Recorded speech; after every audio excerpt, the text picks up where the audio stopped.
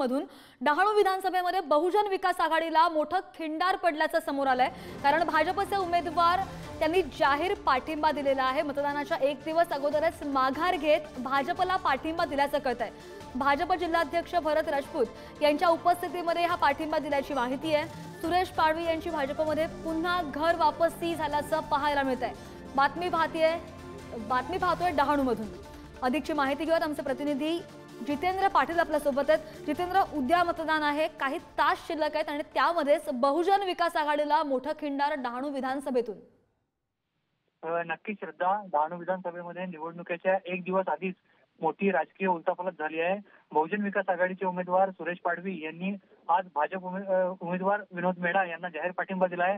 त्यामुळे बहुजन विकास आघाडीला हा मोठा धक्का बसला असून डहाणूतील निवडणूक जी आहे ती आता चुरशीची होण्याचे चिन्ह आहेत। सुरेश पाडवी यांनी भाजपचे जिल्हाध्यक्ष भरत राजपूत यांच्या उपस्थितीत आज भाजपाला पाठिंबा देत जाहीर प्रवेश केलेला आहे। त्यांनी पुन्हा भाजपमध्येच घर वापसी केल्याचेही स्पष्ट केले आहे। सुरेश पाडवी यांच्या निर्णयामुळे बहुजन विकास आघाडीतली काही नाराजीची भावना देखील व्यक्त होत आहे। दरम्यान भाजपच्या ताफ्यात या पाठिंब्यामुळे पुन्हा उत्साहाचे वातावरण जे आहे ते निर्माण झालेलं आहे आणि याच राजकीय खेळीचा मतदानावर आणि निकालावर किती प्रभाव पडतो हे देखील आता पाहणे उत्सुकतेचे ठरणार आहे।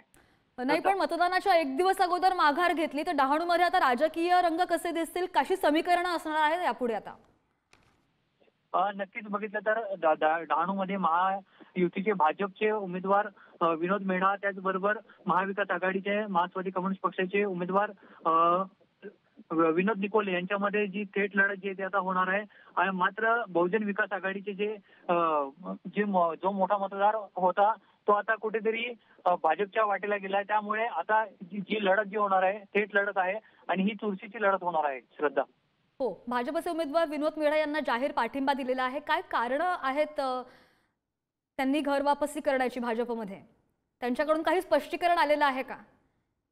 नक्कीच सुरेश पाडवी यांनी दिलेल्या माहितीनुसार काही मतांसाठी मी राजकारण करू शकत नाही, मी पुन्हा आता घर वापसी करतोय आणि त्या मतांमुळे भाजपचा जर फायदा होणार असेल तर मी भाजपामध्ये आता पाठिंबा देऊन मोठ्या मताधिक्याने भाजपचे उमेदवार विनोद मेढा यांना निवडून आणीन असं त्यांनी सांगितलेलं आहे। निश्चित जितेंद्र, ताजे अपडेट घेत राहू। धन्यवाद दिलेल्या सगळ्या सविस्तर माहितीसाठी।